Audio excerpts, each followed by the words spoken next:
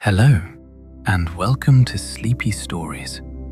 I'm Mir, and tonight I'm here to sit with you in the quiet. Tonight's story is called The Wooden Bird, a small tale of something carved from wood that learned how to dream. You don't need to do anything right now. If you'd like, you can follow along with the words on the screen, soft and slow, or you can simply close your eyes, let the voice become a gentle wind moving through the room. Either way is perfect. Take one slow breath in and let it out even slower. Feel the weight of the day slipping from your shoulders, like snow falling from branches. Soft, quiet, gone. The room is safe. The night is kind. And right now, there is nothing you need to hold on to. So whenever you're ready, let's begin. The Wooden Bird. The city slept under a thick white blanket. It was the night before the new year began. Windows shone with the soft orange of fires. Smoke curled lazily from chimneys.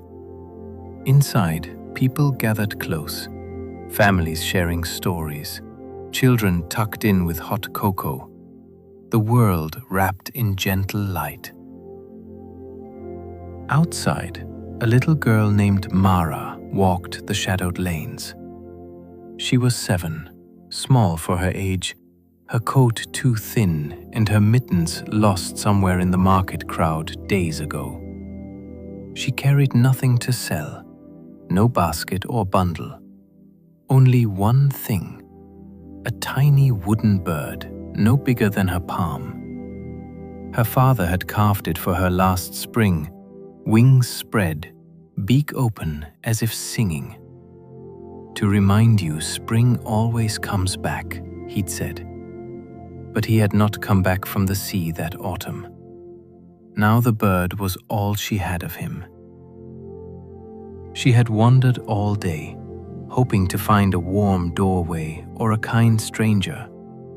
The cold had driven most people inside early. No one noticed the small figure slipping past. Her feet dragged through snow that soaked her thin shoes. Her breath made white clouds that vanished quickly. At last she found a narrow alcove, an old stone archway between buildings, where the wind could not bite so hard. She curled into the corner, knees to chest, the wooden bird pressed tight against her heart. Snowflakes settled on her hair like quiet stars. Her fingers were numb. She could barely feel the carving anymore. But she held it closer, closed her eyes, whispered to it, barely audible. "Sing for me, just a little." And in the hush, something shifted. The alcove warmed, not suddenly, but slowly, like dawn creeping in. She felt feathers, soft, real, against her cheek. The bird was no longer wood. It perched on her knee, small and alive, eyes bright black beads. It tilted its head, opened its beak, and sang. A low, sweet trill that carried the smell of green grass and sun-warmed earth. Around them, the snow melted into spring puddles. Flowers pushed up through cracks in the stone. Yellow crocuses, purple violets. Her father's voice joined the song from somewhere close, laughing softly. "See? Spring always comes back." Mara smiled. She reached out. The bird hopped nearer, nuzzling her hand. The cold retreated. But the wind sighed once, and the vision thinned. Snow returned, soft but insistent. She pressed the bird harder to her chest. Again, please. The warmth bloomed once more. This time, the alcove became a meadow at twilight. Fireflies drifted like tiny lanterns. Her father sat beside her on a blanket, carving another bird, smaller, for her doll perhaps. He hummed an old sea song. She leaned against his shoulder. His coat smelled of salt and wood smoke. The stars above were close enough to touch. No hunger, no ache. Just the steady rhythm of his breathing, matching hers. The song faded. The meadow dissolved. Snowflakes landed on her lashes. One last time.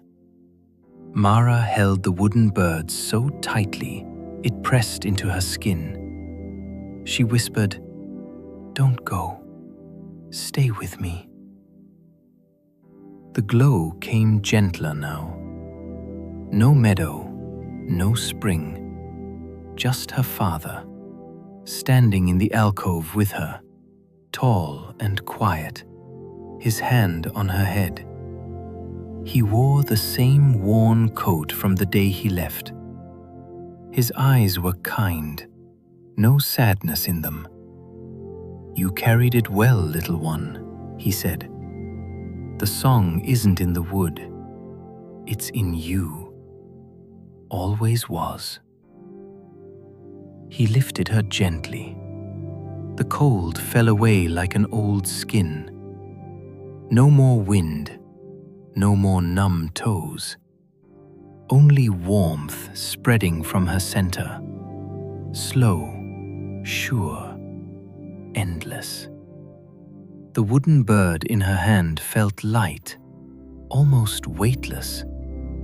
It seemed to hum once, softly, then grew still. Mara rested her head against her father's chest. Her eyes closed.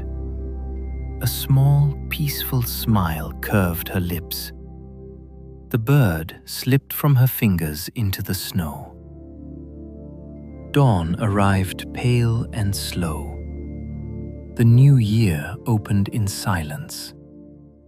Snow glittered under the first light. In the alcove, they found her, curled, small, still, as if sleeping. Snow had draped her like a gentle coverlet. Her face was calm. The smile lingered, soft and real, as though she had heard one final song. Beside her lay the wooden bird, wings spread, beak open. In the morning sun, it seemed almost to glow, holding the faintest echo of spring. They carried her away with care. Somewhere the song continued, quiet, steady, for every heart that ever held on through the longest night. Rest now. Let your own breath slow. In, out, slower, deeper. The warmth lingers, even as the world quiets. And the story ends here. But the quiet keeps going. Feel how heavy your eyelids are now, how slow your breath has become. You did so well tonight, just by being here, just by letting go. Let the darkness hold you, like a blanket made of stars. I'll be here again soon with another story, another night. Until then, sleep deeply, sleep softly.